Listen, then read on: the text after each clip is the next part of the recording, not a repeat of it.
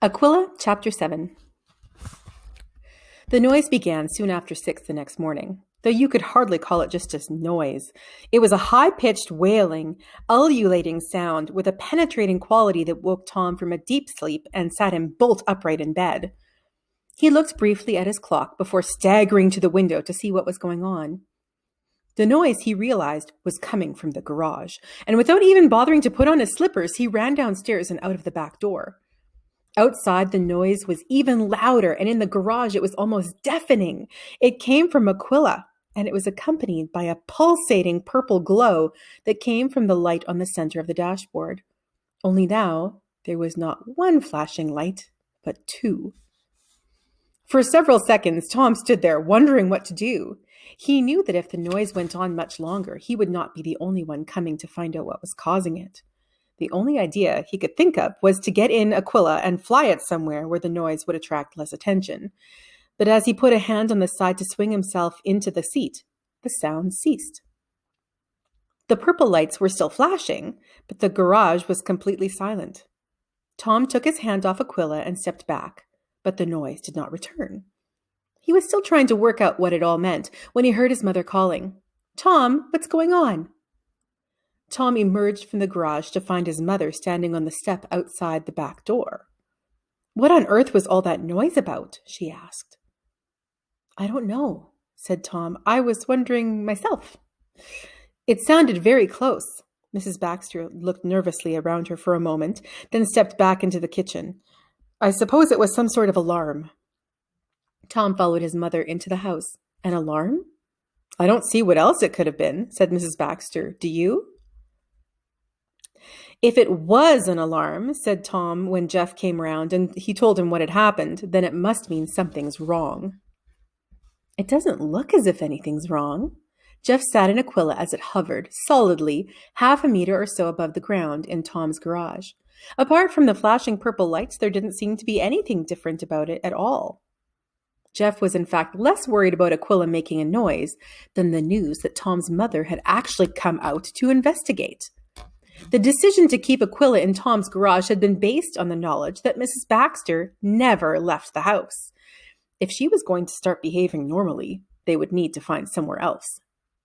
"She's not getting cured or anything, is she?" he asked. "I think she's trying." His mother had not said anything about it, but Tom had noticed a pair of outdoor shoes by the door when he came home the previous evening. He pointed to the lights again. "I was wondering if they meant that something wasn't working right." "There's only one way to find out." Jeff put his hands on the controls. "Are you going to do the doors?" Tom opened the garage doors and Jeff floated carefully outside, where he waited until his friend climbed in beside him. Keeping Aquila close to the ground, he flew slowly round the back of the house and into the garden. Everything seemed to move just as it should. Aquila went to the right and left, up and down, and swung from side to side as it had always been. There didn't seem to be anything wrong with it at all. "All seems fine to me," said Jeff as he banked in a sweeping curve that took them somewhere over Mrs. Murphy's rose garden. "What was that?" "What?" Tom peered around. "I heard a noise, a sort of knocking sound."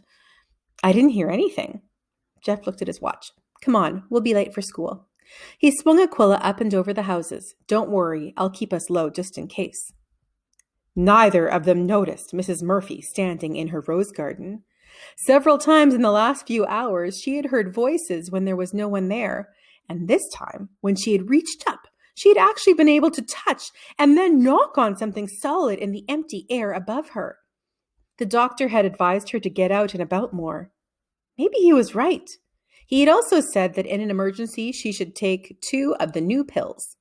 As she tottered back to the house, she decided this was definitely an emergency. "Come in." Miss Taylor was in her office, lunching off a couple of pork pies, and she motioned Mr. Urquhart to a chair. "You've heard about the maths?" "Maths?" Mr. Urquhart looked blank. "Peter Duncan found them yesterday in a classroom doing arithmetic for fun." Miss Taylor shook her head. "This thing is getting stranger by the day." "Well, it's partly about the boys I wanted to see you."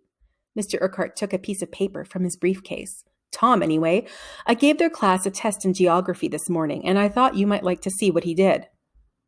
He passed the paper to Miss Taylor, who stared at it, a section of pork pie frozen in mid-bite. I called it a general knowledge test, Mr. Urquhart explained, to see how much they knew about geology. The first 10 questions were about recognizing types of rock. Some of the bright ones scored a few marks there. And then I gave them 10 more questions about putting geological ages in the right order. Nobody got any of those, except Tom. Miss Taylor looked at the row of ticks down the page and then at the total at the bottom. 20 out of 20. To her certain knowledge, Tom had never come top in anything before. There were 36 in his form, and the highest position he had ever reached was equal 35th. What I don't understand, said Mr. Urquhart, is why he never produces anything like this in any of his other work. You don't think he's been deliberately hiding his intelligence? I know he's hiding something, said Miss Taylor. I certainly never thought it might be intelligence. Tom was sitting with Jeff and Aquila outside the sweet shop between a couple of parked cars. Jeff had bought 2 ice creams and they were quietly eating when a man walking along the pavement stopped in front of them and gave both boys a cheery smile. My word, what's this then? Tom and Jeff stared up at him. The man bent and tapped Aquila's hull. Now that's the sort of vehicle I'd like. What is it? He was looking directly at Tom. It's... Tom's mind froze. It's Jeff's, he said eventually, pointing to his friend. Oh, yes? The man looked brightly at Jeff. Where'd you get it from? We got it from a man, said Jeff slowly, who didn't want it anymore. I see. Left over from a film set, was it? Something like that? Neither of the boys replied. Well, I think you're very lucky. Wish I'd had one when I was your age. The man looked at the dash. Flashing lights and everything, eh? He smiled again and disappeared round the corner into the shop. The boys looked at each other and then at the dashboard. I thought we were supposed to be invisible, said Tom. We were when I got in. Jeff was already climbing out to stand on the pavement. Both Aquila and Tom, he saw, were in full view. I don't understand it. He checked briefly that no one was in sight. Press the button again. As Tom pressed the button, Aquila disappeared. But the moment he took his finger away, it came back again. Eventually, they used a piece of sticking plaster from the first aid kit Mrs. Baxter put in Tom's school bag to tape over the switch and keep it on. It worked, but it was, even Jeff admitted, a little disturbing. Flashing lights, engine knock, and a dodgy invisibility button, he said. Doesn't sound too healthy. What we need is a proper flight test. I'm going to do some safety checks. Safety checks? I'll take it out somewhere and put it through its paces, a few tight loops, hard turns, full throttle, and plenty of speed changes. Then we'll see what breaks down. Tom had a feeling this might not be the way the professionals would conduct a safety check, but Jeff was very insistent. If anything else is going to go wrong, he said seriously, I think we need to know about it. Tom did not argue. He had just noticed a change to the flashing lights on the center of the dash. There were 3 of them now. What did his mother have to say? Asked Mr. Urquhart. Did you get a chance to talk to her? I did. Miss Taylor nodded. She came in to see me this morning. She came in? What, into the school? Yes. Miss Taylor hesitated. It had not been an easy interview. Mrs. Baxter, white and shaking, had gripped the sides of her chair and tried desperately to concentrate on answering the questions put to her. But when she had passed out for the 3rd time, Miss Taylor had given up, carried her down to the car, and driven her home. You have to hand it to the woman, she said. She was very determined. But hopefully I've persuaded her you need expert help to face these things. The doctor said he'd line her up with someone. So she didn't say anything about Tom? Asked Mr. Urquhart. She said he likes rocks. Miss Taylor glanced down at the test paper again. But we already know that, don't we? She had the distinct feeling that somewhere she had missed something, an important clue. Maybe we're going after the wrong person. Whatever they're doing, Jeff will be the one behind it, not Tom. He's the one we need to investigate. Miss Taylor finished the last of her pork pie. I think I'll stop off at the newsagent's on my way home, see what his father thinks. They took Aquila to the park in the end. If anything did go wrong, Jeff argued, and they crashed, they would do much less damage on grass or the lake than if they were flying over houses and trees. It was not a thought that Tom found particularly consoling.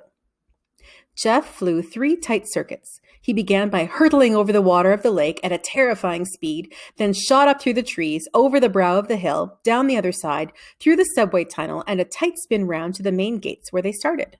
It was an exhilarating trip, and as Tom pointed out at the end, you couldn't say anything was wrong at all. Jeff, however, was clearly not satisfied. I was on full speed that last bit. Yes, Tom was still trying to catch his breath. Yes, it felt like that. No, you don't understand, Jeff frowned. You remember how fast we went the first time I pressed the button? Tom remembered when they had shot out of the cave. It had taken them under a second to go half a mile. They had been traveling fast around the park, but not that fast. You had the button full on? He asked. All the time. Jeff paused for a moment. I think I know what the flashing lights mean. What?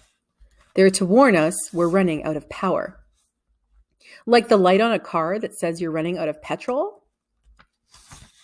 Right. Jeff pointed at the sticking plaster taped over the invisibility button. It would explain that as well. It's trying to cut out anything that uses too much energy.